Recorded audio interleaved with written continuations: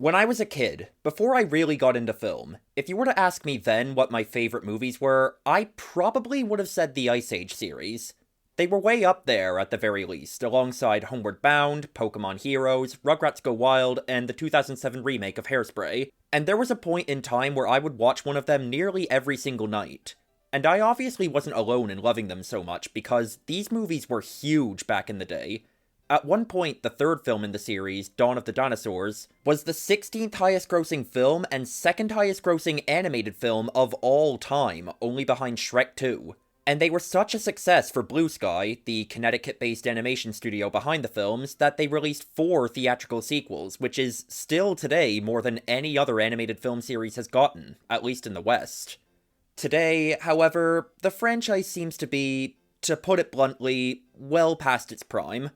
Dawn of the Dinosaurs has since plummeted to 82nd and 21st on each of those lists, and yet it's remained the highest ranking Ice Age movie, as the later 2 entries failed to outperform it, and in fact, for the 5th entry, the box office took a pretty sharp decline. There used to be a new entry every 3 to 4 years, but the last theatrically released film, Collision Course, was almost a decade ago now. It seems like people suddenly just lost interest, and I mean, yeah, me too. I don't know if I decided I was getting too old for them, or if I moved on to a different hyperfixation, or if there were just so many movies in the series that they kinda became white noise. But at some point, I too just stopped caring about Ice Age. I didn't bother seeing Collision Course when it came out in theaters, and up until a few years ago, I don't think I ever even bothered going back and revisiting the prior entries. The latter half of the 2010s was around when I started trying to take film a bit more seriously, and I think that with these movies, I'd kinda just gone with what, by that time, had become the general consensus surrounding them. That they were a bunch of okay at best, mostly pretty bad movies whose popularity was way out of proportion with their quality, and that any affinity I had for them was just nostalgia. But is it really as simple as that? Since we're currently at a point in time that, for reasons that should be obvious, could be considered the end of an era for the Ice Age franchise, I feel like I should answer that question. Was it just a series of mediocre animated movies whose popularity was kind of a fluke? Or did it have some legitimate merit that people are forgetting about? I guess the only way to find out is to talk them through. After you've become familiar with the whole series, it can honestly be very weird to go back to the original, because even before you get into the actual quality of the movie, in many ways it's very different from the sequels.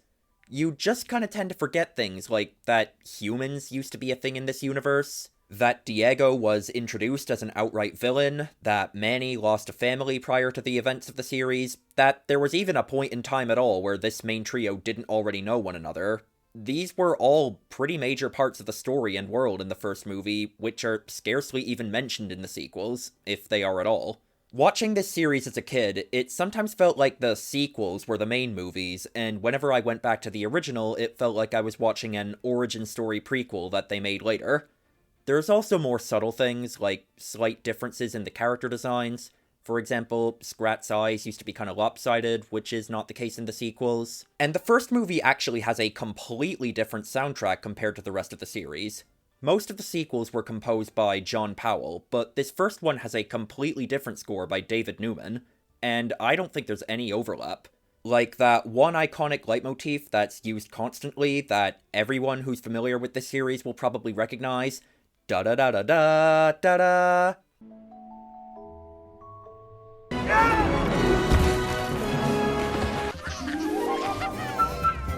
Doesn't appear in this first one at all. It only first shows up in the Meltdown. It's something you might not even consciously notice. I certainly didn't for many years, but it probably makes a pretty big difference to the movie's tone. More than anything else, though, it's weird how small scale and grounded this first movie is, compared to what's to come. By its end, Ice Age is basically a sci-fi fantasy series where there are about 500 different characters, and each new entry is about an impending worldwide scale apocalypse in some new form. This first one is a road trip movie, and there are only 3 major speaking roles. A trio of disparate prehistoric animals find a human baby, and reluctantly team up to return the kid to his parents. On the surface, the sheer simplicity does almost make you wonder what it was about this particular movie that warranted so many sequels in the eyes of general audiences. I mean, it's not like the premise of a large grouch and a small annoyance going on a road trip together with the intention of escorting someone back where they belong, complete with a traveling montage scene where the lyrics of the accompanying song talk about how they're on their way. I'm on my way, send me on the way. Yeah, I'm on my way. Will you stop? Was anything especially unique in the early 2000s, so why did this one connect with people in the way it did? To me, what makes the entire movie, and the main thing that helps this movie stand out among other road trip comedies, are the specifics of the dynamic between the main trio of characters. Like, okay, I know all of about 20 seconds ago I joked about how on the surface this just looked like the typical road trip movie pairing, but in actuality there is a lot more to it than that. When they first meet, Manny and Diego don't start off on the friendliest of terms. Manny does not trust Diego, and we the audience know that this feeling is warranted, because we've seen that Diego's stated altruistic intentions are a ruse, and that he's actually planning on luring Manny and the baby into an ambush. As far as I'm aware, he never mentions Sid to the other tigers. Oh what? I'm not good enough to kidnap? Sid, meanwhile, is the only one whose intentions are genuinely altruistic from the start. His problem is that he's a pathetic weakling who also happens to be very, very, very annoying to most everyone who encounters him, so he isn't even capable of keeping himself alive without help, let alone the baby. He's also just been abandoned by his family, something that apparently happens on a pretty regular basis. They left without me. They do this every year! So he's willing to put up with just about anything for the sake of some companionship, even these two much larger and stronger animals who've mostly been pretty hostile towards him. Diego isn't letting the baby out of his sight, and while Manny really would rather not be involved at all, he ultimately decides he doesn't want to leave the baby to someone who he suspects is going to kill him, so the three of them are kinda just stuck with each other. It's all a genuinely funny and well-written justification for why these three characters who really shouldn't have any business not murdering each other wind up forming a semi-truce and traveling together. I say semi because it takes quite a while before they could be called anything resembling friends, or allies even.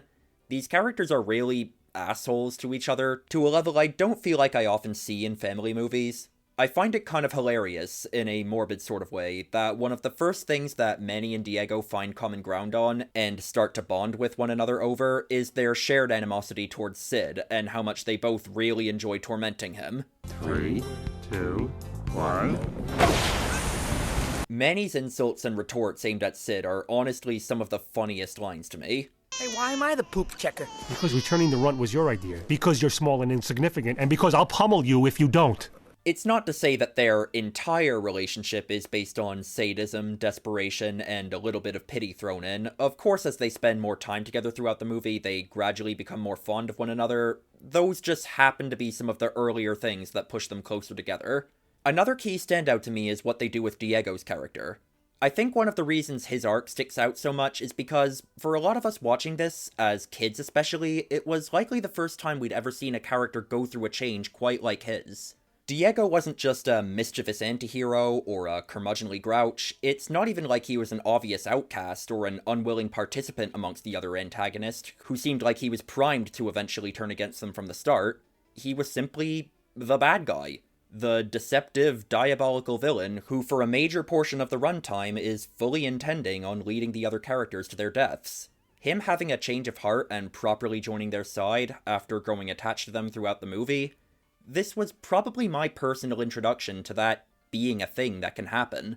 And while I think that fake-out deaths can often feel like kind of a cop-out, I actually think the choice to have him survive is better in this particular instance because, frankly, redemption through death can also feel like a bit of a cop-out. Him still being around to actually commit to his decision is honestly probably more interesting than the alternative of him just being dead.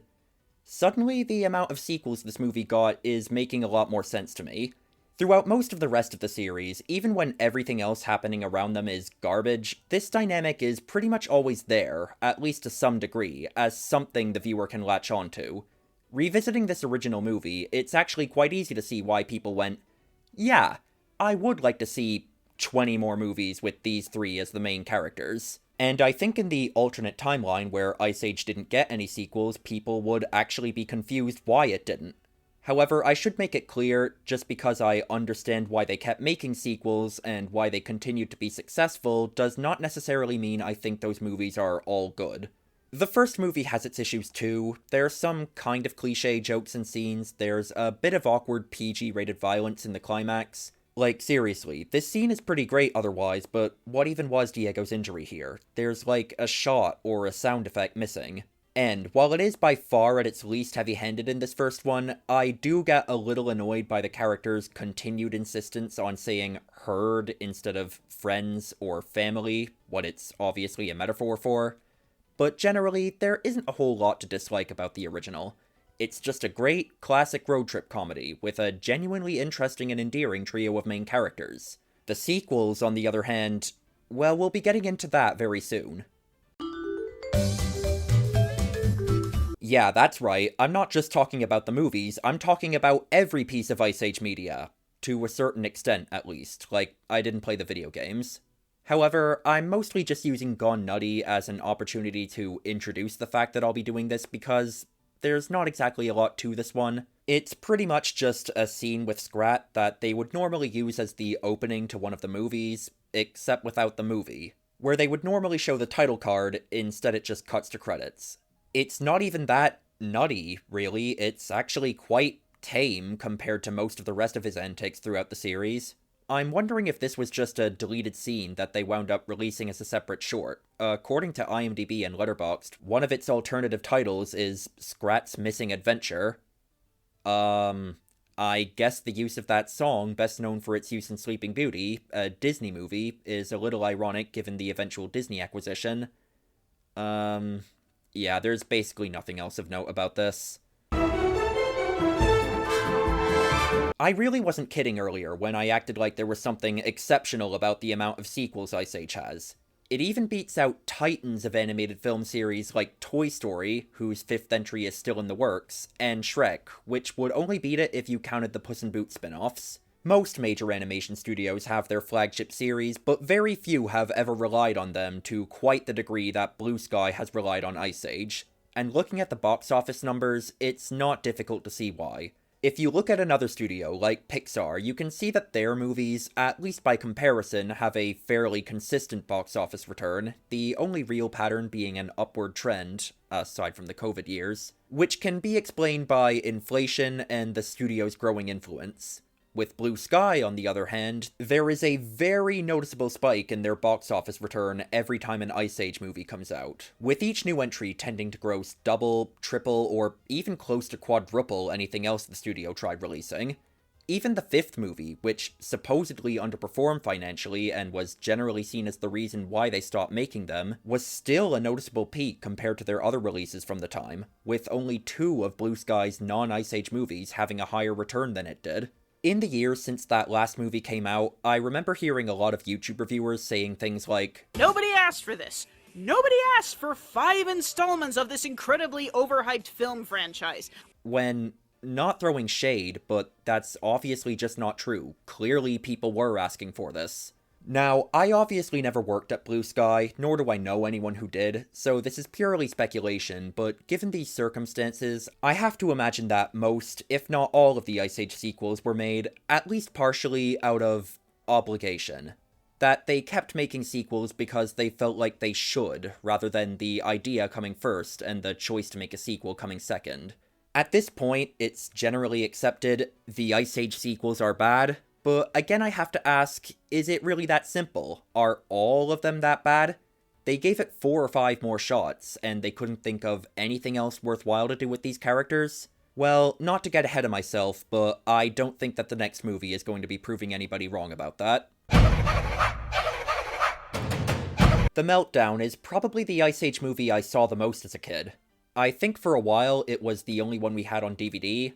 We lost the actual disc, like, over a decade ago, but we still have the box for some reason. Because of this, I do have some nostalgic connection towards this entry in particular, but that being said, I was expecting there to be a drop in quality once I got to the sequels.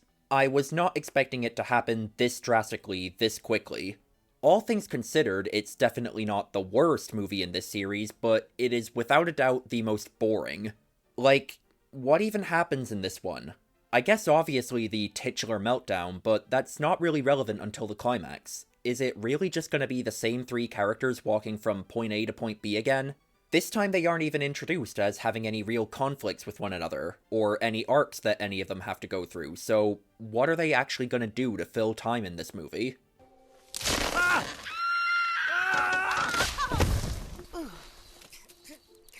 Oh, okay. So, Manny has a love interest in this one, which I kind of see as the bog-standard stock storyline to use in a sequel when you don't really know what else to do with a character. I'm obviously not saying that romantic subplots in movies are inherently bad, and honestly, I don't actually mind Manny and Ellie's relationship at all in the later sequels once they're actually together, but compared to most other genres of subplots, they kind of have a long precedent of feeling very obligatory and thrown in. And in this particular instance, they take it in a really strange and awkward direction. Basically, completely out of nowhere, the movie starts insisting that Manny is actually the last mammoth. Kids, look! The last mammoth. And like, what? Where did this come from? Nobody who met him in the previous movie reacted like running into a mammoth was anything all that unusual, but now everyone is staring in amazement and saying Manny is the last mammoth like it's a commonly accepted fact. Did I miss something? Was there a time skip? Were all of the main characters frozen for 20,000 years at the end of the first movie, not just Scrat? But anyway, even though for most of this movie Manny just seems to find Ellie really annoying, because he thinks the survival of his species depends on it, he kind of tries to get with her. The problem is that Ellie was raised by possums, and therefore she thinks that she's a possum. Possum, possum, possum. This is not, like, a minor subplot. This is pretty much the main plot of the sequel. I find it quite ironic, with this being an obligatory-feeling romantic subplot in an obligatory-feeling sequel, that even in-universe, Manny only begins pursuing a relationship with her because he feels like he's obligated to. And out of the three main characters, Manny was easily the one they had the best idea what to do with in this movie. Diego and Sid are kinda just there the entire time. Diego is mostly just used as a voice of reason who chimes in every once in a while. Not just in this movie, throughout most of the sequels, honestly. I mean, what else does he have going on in this one? He has to overcome his fear of swimming? It sounds like an episode of a children's edutainment show. As for Sid, he's somehow even less relevant in this one than Diego is. The most focus he gets is this random 5-minute dance number that comes out of nowhere and has absolutely no bearing on the plot, and depending on how you interpret it, I guess isn't even confirmed to have not been a dream until the very end of the movie. They kind of give these characters one moment towards the end, where Diego gives a monologue about how, even though Sid is weird, annoying, and a total embarrassment, they like having him around because somehow he holds them together, and that's nice and all, but there's nothing that happens in this movie to really justify that. Again, these two really didn't do anything in this one, Sid especially. I'm skipping ahead a little bit here, but I think this monologue would have been a lot more fitting to have at the end of the third movie. I'll be getting into the specifics soon, but in that movie, their friend group threatening to fall apart, and Sid being what winds up holding them together, is actually kind of central to the plot. The Meltdown is watchable. It's like I was saying earlier, if you just want to see more of these characters, it is more of these characters, but, you know, it's kind of like if you made a movie about some historically important figure, but instead of focusing on any of the actually interesting things they did during their life, you made it about their mundane, uneventful family vacation to Disneyland. I don't really feel that this point in these characters' lives had a whole lot of intrigue. Another quick short film starring Scrat, and once again, it's basically just one of his get the acorn subplots, except without the surrounding movie. Trying to figure out how to properly watch this one is a whole experience of its own. I don't know if I've ever seen this for any other short film, let alone this animated DVD extra that's only a few minutes long, but there are bizarrely like 2 or 3 different cuts of this film, for some reason. You might notice that if you look it up, seemingly every popular YouTube upload of the short has a different runtime, and for a long time I remember being confused why, every time I tried watching this, certain scenes seemed to appear and disappear at random. To the best I can figure out, the 7-minute cut is the original from 2006. The 9-minute cut is an extended version designed to be used in those 4D experience things at theme parks, and the 11-minute cut is a YouTube fan edit that combines the two into one. As for the short itself, it's fine. It definitely works better as a standalone thing than Gone Nutty did. It has a far more interesting premise, and in the extended version especially, there are some transitions between shots that I quite like. It's also kind of amusing when it's shown that Scrat has such a one-track mind that when he meets other versions of himself, even ones from earlier within this same short, their only response is seeing one another as rivals for possession of the acorn. This isn't anything too special, but it's not the worst use of 7 minutes. Why does the title of this short make it sound like a documentary of survivors recounting their stories of Sid being a serial killer or something? The actual premise is that Sid is running a summer camp, because for some reason these prehistoric animals have summer camps. I assume it's supposed to be the same one that was mentioned at the beginning of the second movie, and he's really bad at it and the kids all hate him. Going in release order, this is the first piece of Ice Age media that I never actually saw as a kid. I only found out it existed a year or two ago. It took me quite a long time to figure out where you're even meant to watch it properly. I could only find it uploaded in a few parts on YouTube. Now that I have seen it, I don't feel like I was missing out on much. Sid is a funny character in the movies, but I feel he really needs the rest of the cast to bounce off. When we're just told and shown repeatedly, wow, isn't Sid an annoying, pathetic loser? Something we should really already know by now. And we don't get any interesting responses from the other characters because these kids are all just voids of personality. It doesn't exactly make for a very entertaining experience. Why do the adults even trust Sid with their kids? Has it not been made clear that everyone in this world outside of the main cast just hates him, and that the only reason he hasn't been straight up murdered for being annoying is because of the group's protection? I think at one point one of the kids mentions that it's supposed to be a confidence building exercise. Was it supposed to build confidence by reassuring the kids that no matter what, they can never be as embarrassing and pathetic as Sid? You know, thinking about it, that could actually be quite effective. More like Dick Jokes, the movie, because really, for something with a PG rating, Dawn of the Dinosaurs has a lot of them. I thought you were a female! Anyway, a lot of people seem to be of the opinion that the Ice Age movies only get worse with each new entry. It does seem apt that this one would continue the downward spiral, considering on the surface it does look like this is where the series jumped the shark. It's a bit of a leap for the gimmick of each movie to go from human baby to flood to secret underground world where dinosaurs are still alive. However, I'm afraid I have to disagree with that consensus because I think Dawn of the Dinosaurs is easily the best of the sequels. In fact, I would even take it a step further and say that Dawn of the Dinosaurs is actually pretty great, almost as good as the original, and that, honestly, there are even a couple of select things that I would say are better here than they were in the original. For example, Scrat. In the previous two movies, and the shorts I guess, Scrat scenes were fine, but they weren't exactly highlights, nor do I think they were necessarily intended to be. In the movies, for the most part, I think they were just there to help with pacing. There were some moments where it might have been kind of awkward to cut from the main characters right back to the main characters, so they put some antics with Scrat in there so there'd be a bit of a break. His B-plot in Dawn of the Dinosaurs, however, is probably one of my favorite things in this whole series. They find a simple but effective comedic formula where he can actually make for a really funny protagonist in his own right. This being, when he wants the acorn, but also has another motivation that goes in direct opposition to that. In this case... oh my god, her design. What's kind of funny is that if you look at the behind-the-scenes material, you can see that earlier in production, her design seemed a bit more restrained, which kind of implies that at some point somebody at Blue Sky said, we should make the squirrel sexier.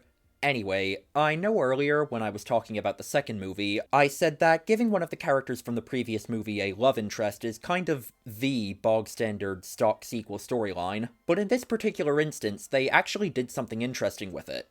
It's just funny to watch this character who up till now has had a completely one-track mind suddenly have to deal with things like conflicting emotions. It's shown that Scrat actually has quite a lot of personality that gets brought out when he has another character to bounce off.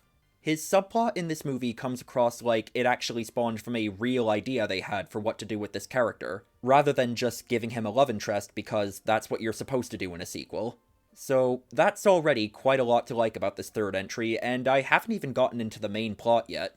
This is the only one other than the first movie where I would argue that they actually find interesting things for all of the main characters to do. So, Manny and Ellie are having a kid, and Manny wants them to settle down.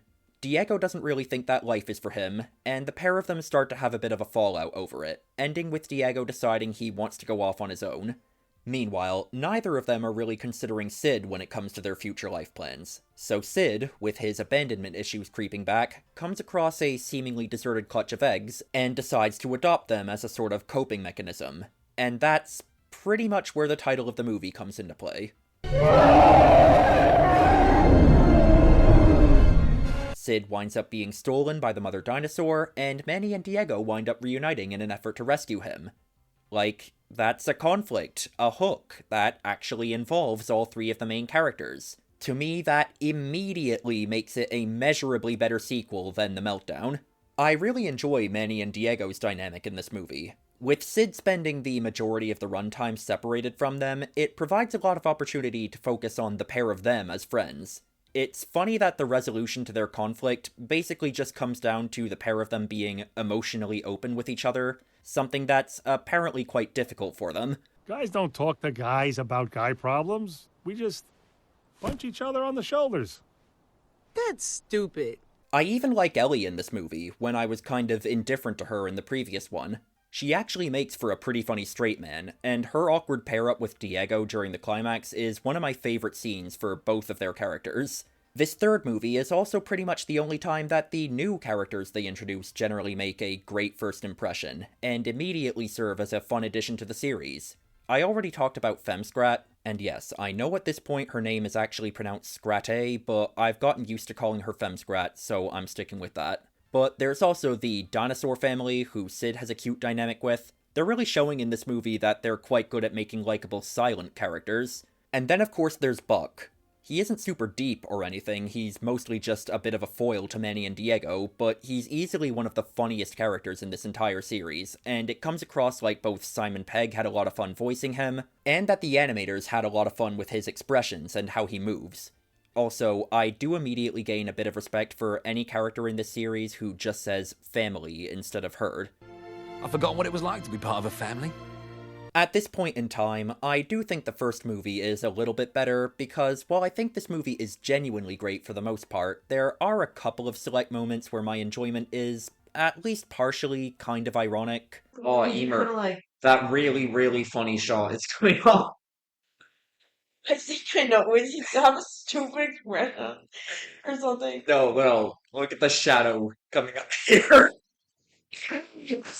I do also think it takes a little bit to get going at the start. I wouldn't say the movie gets especially good until they're actually in the dinosaur world.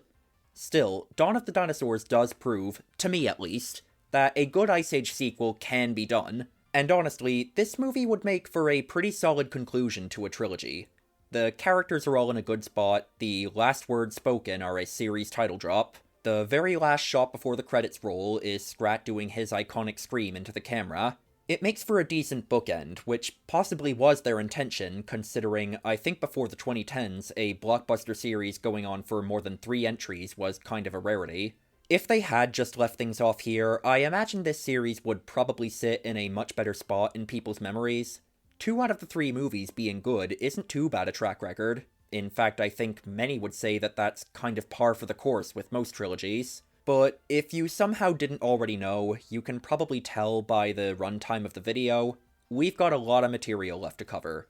And based on my tone, as well as the insinuations I've been making throughout the video, you can probably guess that I'm not going to have much positive to say. The ups and downs of this series really are just like Whiplash. Like, why does a series of movies set 20,000 years before the events of the New Testament have a Christmas special? You couldn't even make up some fictional holiday that just happens to heavily resemble Christmas? It's not even like it's an origin story. In this world, Christmas is an established holiday that these prehistoric animal characters already celebrate. I guess they do write origins for a few specific pieces of Christmas imagery, but it basically just comes down to word swapping. Exchanging gifts by placing them under some Christmas-themed object is already a thing, but instead of a Christmas tree, they have a Christmas rock. Oh, Christmas rock, oh, Christmas rock, you're 30 tons of granite. But then Sid casually murders a bunch of children to use them as decorations, something no one really bats an eye to, and I guess now they have Christmas trees. Santa is already a thing. Yeah, I'm not kidding, I guess Santa is canonically a character in Ice Age, a series that's supposed to take place at a time when humans as we know them barely even existed, but instead of using a sleigh pulled by magical reindeer to make his deliveries, he, I don't think they actually explained what it was that he did beforehand. Near the end, the conflict is that they fixed up the mess they made and are ready to go, except they don't have any means of pulling the sleigh. But then the reindeer just kind of show up randomly, and that's the resolution. I think they gave up partway through writing this. It's really queerbaity for some reason. I think over the course of these 20 minutes, every combination of the three main characters has a joke about kissing each other. Glad you didn't kiss me. What do we do with this? Well, why don't we put it here? Mwah. Hey! Something about that mistletoe. Mwah. Oh, there's also a musical number, set to the tune of Deck the Halls, and it is, no exaggeration, one of the worst songs I've ever heard. Deck the halls with moss and rockweed. Fa-la-la-la-la. What's a hall? 'Tis the season. What's a season? There's not much more to say. It's really bad, but in really uninteresting ways. I doubt anyone came anywhere close to having any real ideas for this. They just made a Christmas special because every sellout animated property eventually does a Christmas special. I actually was familiar with this short as a kid, and saw it at least once, but despite how much I loved this series, I never felt inclined to revisit it even then. That's how you really know this wasn't worth anyone's time. I think at some point they just kept making Ice Age movies because they really enjoyed making these openings with Scrat and having him cause increasingly cataclysmic disasters. This first scene, while not even great, is still probably about where this movie peaks. The Continental Drift was kind of my jumping off point for this series. This was the last entry that I actually saw as a kid. This one might actually have been my favorite back then. I don't really remember why, but this almost definitely would be the entry I'd seen the most times if the second movie hadn't existed a lot longer. However, it really has not held up very well. 4 movies in, the concept of having this same group of characters go on a journey from point A to point B, with a looming, ticking time bomb element, is starting to wear kinda thin. They don't even try to mix it up a little bit, regarding who's paired up with who. I mean, look at this moment from the inciting incident at the beginning. What was that? The line perfectly separates the original trio from those that were introduced in the sequels. It's around this point in the series where I think these movies start to get bloated with way too many characters, to the point where I would say a minority of the characters in this movie contribute anything of relevance to the story. A lot of them can basically be considered leftovers from the previous movies, and easily the most blatant example is the possums. It's not like the possums were ever super important characters in this series. I've barely even mentioned them up till now. They've mostly just had fairly simple comedic roles. Like, in the Meltdown, the gimmick was that they were playing the stereotypical, hard-to-please, tough guy family of the love interest, despite being tiny, and in Dawn of the Dinosaurs, they were mostly just Bucks fanboys, but in those movies, at least they felt somewhat involved in what was happening. They had dynamics with the other characters, and stupid wasn't their sole character trait. In this 4th movie, every scene with them feels like a cutaway gag, and they scarcely even talk to the other characters. I think they exchange maybe 3 lines with the rest of the cast over the course of the entire movie. Every other moment they're on screen is just a random, unfunny tangent. However, this even applies to some of the new characters. They introduce Sid's grandma in this one, and I would say she's one of the better new characters. She at least has a few kind of funny lines, and she'll sometimes call out some of the cringier moments. If they kiss, I'm gonna puke. What? Wait, no. But at the end of the day, what purpose does she actually serve in the plot? What does she actually bring out of any of the other characters? I suppose she further reaffirms how much of a total loser reject Sid is. as if they haven't already spent the last 3 movies and 2 shorts that he's been in doing exactly that. And there are going to start being a lot of these characters who really don't add a whole lot to the movie and might as well not be there. So if there's an entire character or subplot in one of the movies that I don't even mention in this video, it's not necessarily because I forgot about them, it's a lot more likely that I thought about it and deemed it would be too much of a tangent to even bring them up.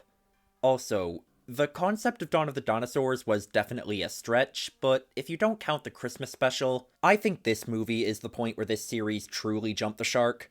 At least in that 3rd movie, the secret underground dinosaur world was seen as bizarre and unbelievable in-universe, and it does still kind of go in line with the whole prehistoric theme of the series. Here, the main characters run into a ship with a bunch of pirates, like it's no big deal.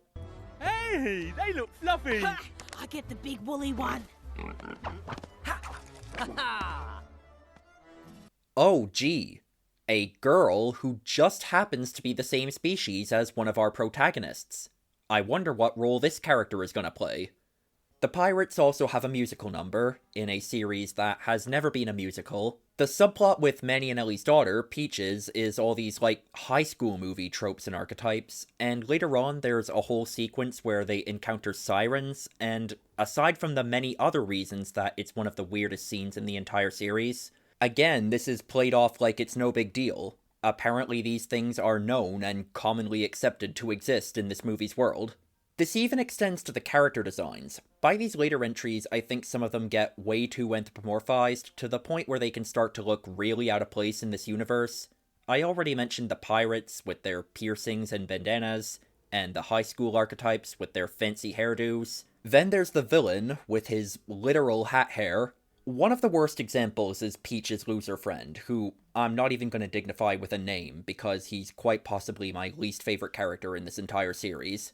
I don't have any complex reason for this. I've mentioned before on my channel how I just tend to find mega wimpy characters to be mega annoying. But getting back to the point I was making, why does he look like that? According to the dialogue, he's supposed to be the same species as these things. Would he not have looked enough like a dweeb if he'd looked like the other molehogs? In spite of all of this, though, compared to a lot of what's to come, I would say the Continental Drift is still in almost watchable territory. It's like I was saying earlier, this 4th one does still have that core dynamic between the original trio as something to latch onto. They still have some funny interactions with each other. You know, my mother once told me that bad news was just good news in disguise. Was this before she abandoned you? Yes, it was. And there was still something of an attempt to give them things to do in the story. With Manny, it's the thing with his daughter, and how she's a rebellious teen or whatever. It's generic as fuck in execution. Think of any other rebellious daughter storyline in any other movie, and you've basically already seen the one in this movie. But given his backstory from the original, Manny being a zealously overprotective parent is a semi-logical direction to take his character in. With Diego, as I alluded to earlier, he has a love interest this time. I suppose as far as token love interest characters introduced in the 4th movie of a series go, she's far from the worst example out there. I actually think their romance might be less cringeworthy than Manny and Ellie's from the Meltdown, and at the very least she has an arc, even if it's basically just a repeat of Diego's arc from the first movie. It's still got some seriously groan-inducing moments, though. Don't call me Kitty. Okay, I won't. Kitty. As for Sid, well, he is just kind of pointless in this one, but at least they tried with 2 out of the 3. Before moving on, I do want to at least mention that when I was younger, I was kind of obsessed with the end credits in this movie, and that may have been a contributing factor as to why this one was my favorite as a kid. I just liked how they actually showed behind-the-scenes footage of the voice actors alongside the characters. I don't believe I learned about the existence of voice acting from this movie. I was like 12 when this came out, so I'd like to think that by that age I understood that the voices had to be coming from somewhere, but this was probably one of the first times that I'd actually seen the process in action, and I quite liked how it was presented. Even if some of the voice acting was actually one of the problems I had with this movie, that I kind of skipped over for pacing reasons. Another one of these holiday specials. I'm glad they only made 2 of these. That being said, the Great Egg-scapade is marginally better than the Christmas one. It does conceptually make a little bit more sense, considering it's actually kind of an origin story this time. They do still already have a holiday that they call Easter, but they don't start out with any of the modern Easter traditions, and no magic flying reindeer, or elf sloth things, or Santas show up. Also, the origins they write for these Easter traditions do have slightly more thought put into them than word swapping. The plot is that Sid wants to start an egg-sitting business. He's grown somewhat aware of the fact that no one in their right mind would trust him with anything important, let alone their unborn children, so to get customers for his business, he goes out of his way to look for people who are both desperate and who don't know him. Then they bring back the rabbit pirate from the fourth movie, because he was such a great, memorable character who I definitely found worth even mentioning before now. In all seriousness, probably the most notable thing about him is that I'm pretty sure he's the only character in the entire series to ever verbally address Scrat by name. Let's see what kind of moves you got. Dance, little scrapfish. That's a coconut song. Anyway, he's the main villain in this. Here we go. What? It's them! He's clearly been recast with a much worse actor, which is pretty embarrassing on his replacement's behalf, considering he was already one of the weaker voice performances in that previous movie. The voice just does not match the level of energy called for by the animation.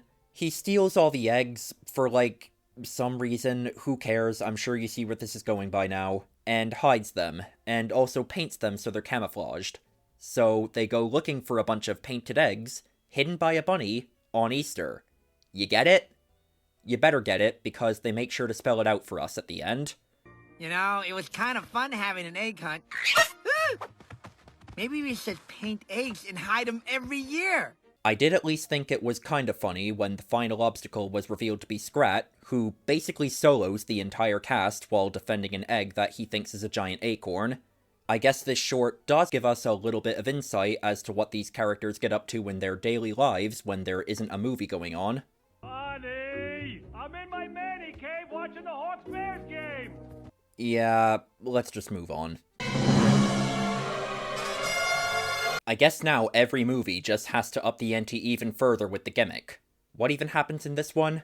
Oh, a giant asteroid is approaching the Earth. I'm sure you'll never guess what caused it. And is threatening to wipe out all life. Yeah, that's a bit of a leap from when this series was just about 3 guys who found a baby. What would they even have done if they continued this trend for another movie after this? The 6th one should have been about Scrat causing the Big Bang. I'm just completely making no sense. You know, like, Tom and Jerry? Yeah, obviously. I just kind of feel like they're like these immortal characters that are just constantly in feud, and that's why they always appear in these, like, different time periods. I feel like Scrat's kind of like that. He's what? Just like this immortal figure in a constant, like, conflict with something. So that's why it would make sense for him and his acorn to just exist before the Big Bang and then cause it. No, he's like literally God. If it wasn't clear already after the last movie, they have long since given up on the setting of this series making any sense at all. At this point, it might as well just be set in modern times. They have bars, mariachi bands, Neil deGrasse Tyson is just a character in the movie. Late in the runtime, they have a wedding in a chapel with an aisle and an altar with a minister. Like, they aren't even comedic prehistoric analogs for these things. It's just straight up what they are. I would even take this point a step further and say that for this movie, they didn't even try to make it a proper Ice Age sequel. Let me explain what I mean. Buck from Dawn of the Dinosaurs makes a return in this one. And this must be nectarine. Peaches? Manny! Pineapples! Pineapples? She gets cravings. Pomegranates? Grapefruits? Nectarines? Okay, if that was intentional, that was a decent enough callback for people like me who know way too much about this series. Aside from that, I would like to say that I'm happy to see this character brought back, but I feel that the movie tries to use him as a crutch. Like, yeah, the movie is a total mess, but at least Buck's here. When I enjoyed him in Dawn of the Dinosaurs, but he's quite far from the only reason I like that movie. In fact, with how they handle his character this time round, his inclusion is honestly probably a net negative.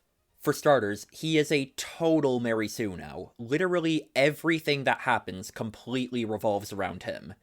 Aside from Scrat, he's basically the only one out of the 50 or so characters in this movie who has any impact on the plot whatsoever. He's the one who first finds the prophecy detailing exactly where and when the asteroid is gonna hit, because, yeah, apparently that's a thing. It also says that this has happened twice before, every 100 million years. With Scrat being the immortal, eternal being that I now believe him to be, I'm just gonna assume that he somehow caused the last two as well.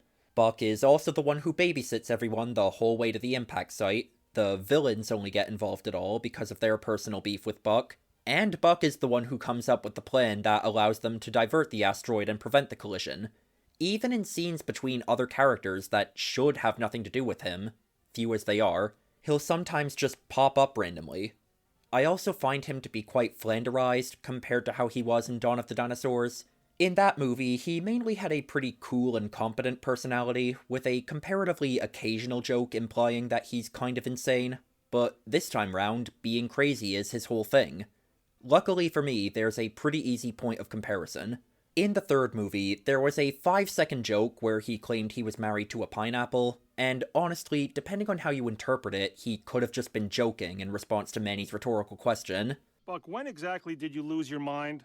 3 months ago, I woke up one morning married to a pineapple. An ugly pineapple.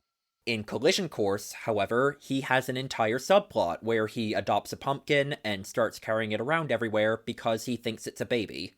God, isn't she gorgeous? How can you tell it's a she? Oh, the character from Dawn of the Dinosaurs brought the dick jokes with him.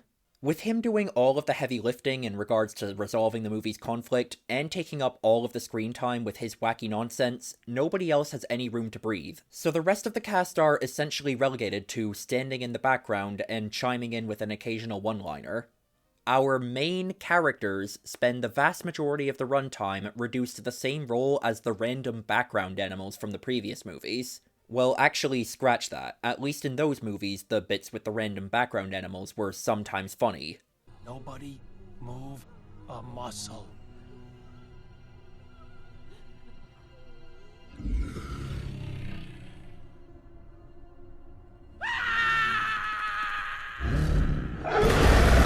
Like, how can you even call this an Ice Age sequel when the supposed main characters are borderline extras in their own movie?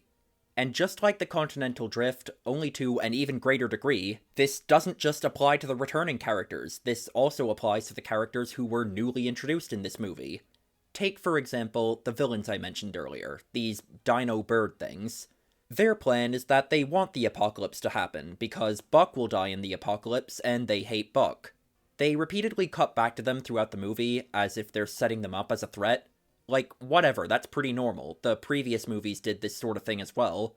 But then, during the climax, when they interfere with Buck's plan to stop the asteroid, Buck just says, "What are you doing? You're just gonna die in the apocalypse as well." And they're like, "Oh shit." And then they immediately go back and fix the mess they made.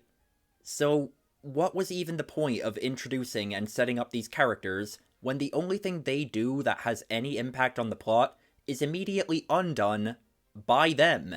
And they're probably the least bad out of the new characters introduced in Collision Course. At least their fight scene with Granny was slightly humorous.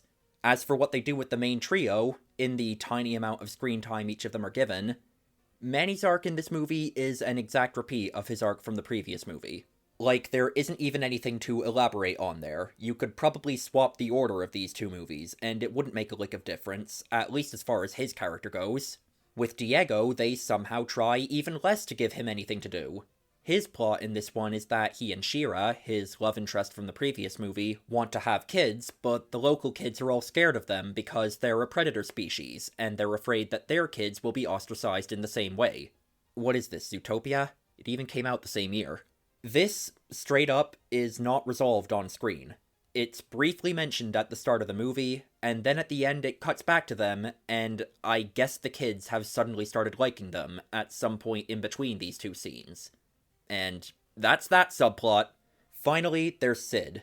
He has a love interest this time because I guess it was just his turn, following the pattern set by the last 3 movies. Maybe they felt it would have been a bit mean if he was the only one of the 3.5 main characters from the first movie who never got a love interest, despite being the only character who was actively seeking one. I'm just gonna ignore the fact that she's an immortal who comes from a society of animals who stay young forever because of meteor power or something. Instead, I'm going to focus on the fact that she's basically the only character that rivals that shitlet from the Continental Drift as my least favorite in the entire series, because of how much she feels like she was plucked straight out of a fanfiction.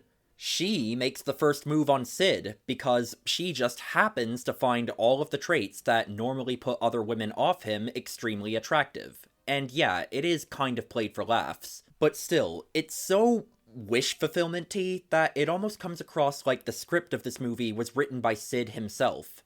I'm going to have to just wrap this segment up pretty soon because it is actually impossible to talk about every problem with Collision Course without utterly destroying the pacing of this video even more than I already have. Before I do, though, I should mention that this movie also has an accompanying short, Scrat Spaced Out. I'm not giving it its own proper segment of the video because I don't know if it fully counts as its own separate thing, considering it is quite literally just all of Scrat's scenes from Collision Course strung together. The only changes are that an occasional deleted scene is added in, plus it has an alternate ending. Sometimes it's edited like it's a Lion King 1.5 sort of deal. Like, they cut to a scene from Collision Course and were meant to go, oh, that's how that happened in the main movie. It was because of some behind-the-scenes influence from the character we're following in this movie. Except these scenes were already in the movie, so, like, what's the point?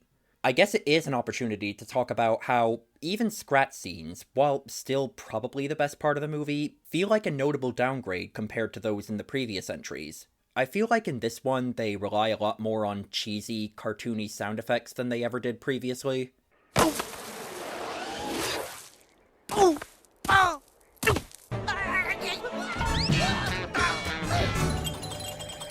And they also lean a lot more towards trying to be crude and shocking, when I don't think that was ever part of the appeal with Scrat. Like, what was the crudest joke with him in any of the previous movies? He gets hit in the nuts one time? Haha, get it? There was certainly nothing on the level of him repeatedly having his acorn shoved up his asshole. And finally, just as a little cherry on top at the very end of the movie, it all finishes with a dance party, something this series had actually pretty surprisingly avoided up until now. At least in the 3rd and 4th movies, any dancing was saved for the credits. And brace yourselves even more than you have already, because somehow this still isn't the worst Ice Age movie. Before I even started watching it, I already thought that The Ice Age Adventures of Buck Wild was one of the most confusing movies of all time. For starters, it is in fact a movie, not a TV show, despite the title heavily implying that this is going to be a series of adventures, rather than a singular one. Also, Buck isn't even the main character, the possums are. You know, remember them? They haven't done anything for about 3 movies, but they're still around. So, why is it called The Ice Age Adventures of Buck Wild? Then, once it actually starts, for some reason it opens on a recap of the previous movies? Did they expect a lot of people who hadn't already seen the previous entries to be watching this? This recap is narrated by Ellie. When I first watched this, it took me a minute to realize this because she's been recast, and her new voice actress doesn't sound even a little bit like her previous one. Me too! Everyone falls out of the tree every now and then, they just don't admit it. They say a mammoth never forgets. Well, as I get older, I find they don't always remember either. In fact, nearly everybody's been recast. Simon Pegg as Buck is the only actor to reprise his role in this, and I'm baffled as to why this could be the case. I don't know if these actors just really like doing these characters or something, but they've hardly ever had to recast anyone before, even in the supplemental material, let alone the movies. Most of them even came back for the video game adaptations that I haven't played. Hey, Sid, you're awake. Is it noon already? That's a good one. Wait, what's that at the bottom of the end credits? Oh, it was produced in Canada. That explains it. It was probably a weird tax thing. Despite opening on a recap, one of the most confusing things about this movie is exactly when it's supposed to take place. Like, hold on, I actually need to chart this out. So, this movie is the 6th entry in a series that, thus far, has taken place chronologically, so your immediate assumption would be that it takes place after the 5th movie. However, that doesn't make any sense, because there were several changes to the status quo in the 5th movie, and in the 4th movie for that matter, that then aren't acknowledged in this movie. The characters that joined their group in those entries are nowhere to be found in this one. They're not even mentioned.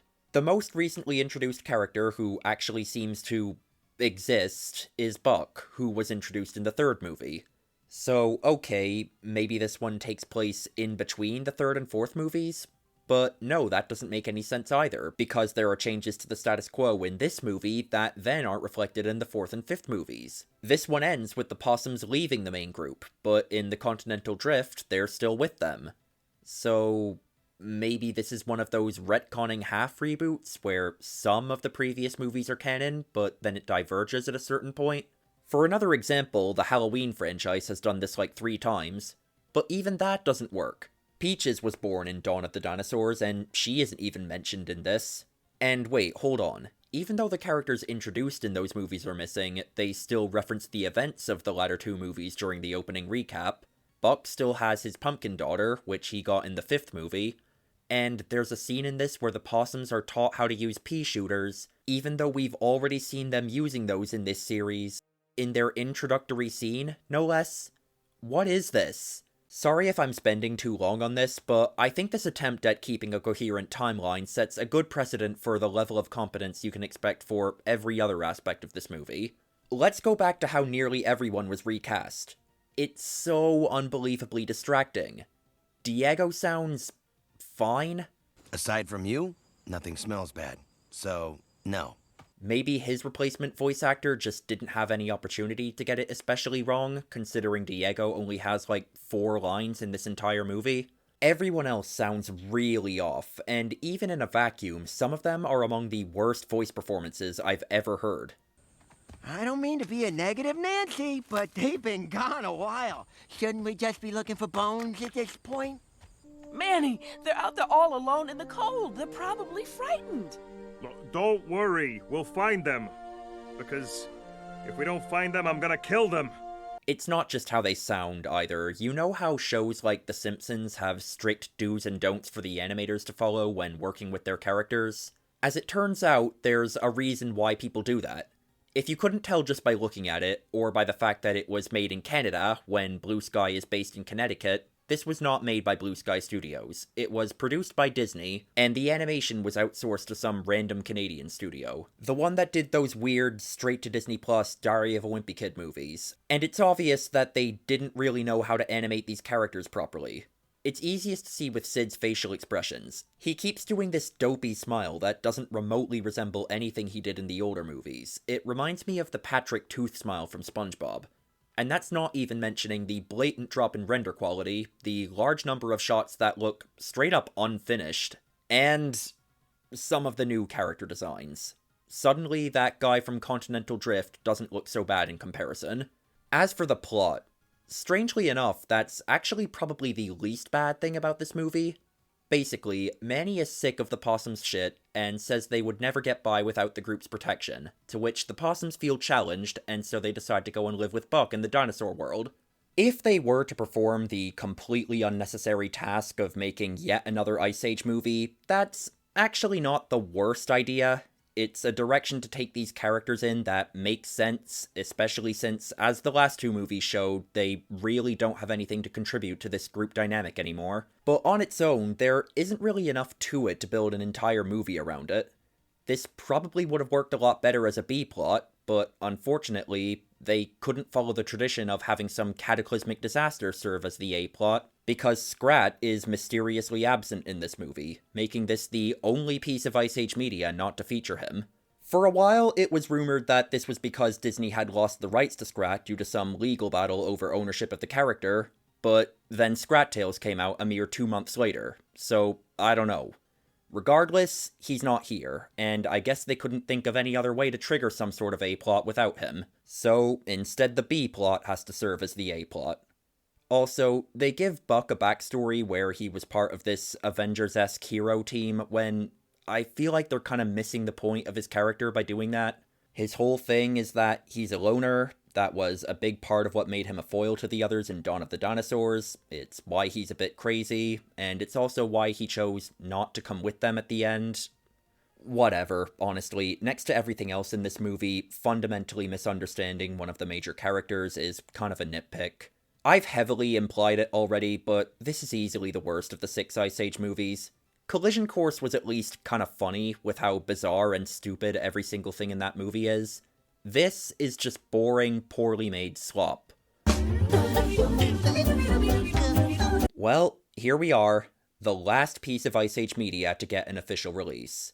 And not gonna beat around the bush, Scrat Tales is one of my favorite things to come out of this entire series. Again, the ups and downs of Ice Age are just whiplash. So, the premise is, Scrat has a son now. They don't really explain how this came about, especially considering the first episode has him just randomly finding the kid somewhere. But from what I can tell, according to the creators, he is in fact Scrat and Femscrat's biological child. My personal headcanon is that these two simply continued to have an on and off love-hate relationship after the events of the third movie. Like a lot of previous solo Scrat material, it can kind of be described as a Scrat subplot, except without the surrounding movie. But unlike Gone Nutty or No Time for Nuts, this one is most comparable to the Scrat subplot in Dawn of the Dinosaurs, where rather than merely serving as a moderately entertaining way of transitioning between scenes, it's actually really funny and one of the highlights of this theoretical movie. They land back on that simple but effective comedic formula where Scrat has two conflicting motivations that are basically at war with each other. In this case, wanting the acorn for himself, because of course, and wanting to bond with this kid, who, as it turns out, also wants the acorn for himself. It makes for a funny and endearing dynamic that I'm genuinely invested in. This miniseries also deepens the Scrat lore. There's one episode where Scrat is led to believe that the acorn has been destroyed, and throughout the rest of the episode, he appears to dramatically age, and eventually dies. However, neither Baby Scrat, nor the baby Dodo that's appeared intermittently throughout the miniseries appear to age at all. Rather than implying a lot of time is passing, instead this implies that Scrat is aging really rapidly. It's almost like his desire for the nut was his philosopher's stone, preserving his youth throughout the eons, and that without it, his true age started to catch up with him. This is further implied to me when, before his departing spirit passes to the afterlife, he sees that the acorn is actually fine, and not only does he forcefully bring himself back to life, he de-ages. Scrat really is a resilient motherfucker. Dude's been eaten, repeatedly crushed, struck by lightning, has fallen from heights that would kill Wile E. Coyote, he's been lost in space, he's been left trapped in the wrong time period, and has actually canonically died 2 times each, but somehow he always finds a way to keep on pursuing that nut. But things are about to be a little bit different. You might be wondering what this is. I did just say that Scrat Tales was the last piece of Ice Age media to get an official release. As it turns out, I didn't include those last 5 words for no reason. The animation you're seeing right now is actually quite sad, in a way. This 30-second clip of Scrat finally deciding to just eat his acorn instead of burying it, before giving a satisfied half-smile and bouncing off screen, was the last thing that Blue Sky Studios ever animated, done during their final days of operation before Disney shut them down in April of 2021. It was uploaded to YouTube anonymously in April of 2022, on the same day Scrat Tales premiered on Disney+. According to the uploader, who claimed to be a former Blue Sky employee, this was their way of going out on their own terms. Despite the reputation Blue Sky had, back when they existed, as one of the more mediocre animation studios out there, as someone who recently went through their entire filmography, a lot of their stuff really wasn't half bad. I already talked about Ice Age 1, 3, and Scrat Tales in this video. There's also the Peanuts movie, which was quite good, and even some others like Robots and Rio. While I didn't think they were great, there was a lot to like about them. And even if that weren't the case, this studio's fate of being bought out, forcefully shut down, and with a significant portion of their alumni probably getting left without many real options for getting more work in the animation industry, considering 1, this happened in the middle of a pandemic, and 2, Blue Sky was the only major American animation studio to be based on the East Coast. That's not something I would wish upon anyone. Not even, I don't know, Video Brinkado. And the fact that they went out of their way to give their most iconic character his own bittersweet conclusion says to me that there was genuine passion behind the work they were doing. And yeah, long before any 6th movie was publicly confirmed to be in the works, I knew it was way too soon to be saying we were never going to see this series or these characters ever again. I knew that at some point down the line, someone was going to try rebooting it, or remaking it, or, God forbid, make another sequel that tries to up the ante even further from Collision Course. I do hope, when this 6th movie eventually comes out, that they actually put effort into it, and finish it before they release it, because I don't think they did either of those things for the Adventures of Buck Wild. But regardless of how that turns out, it's inherently just gonna feel a bit different. It'll be an entirely separate era for this series. You know, I wonder if in the future the film franchises we know today will be formally divided into eras, kind of like the Godzilla series.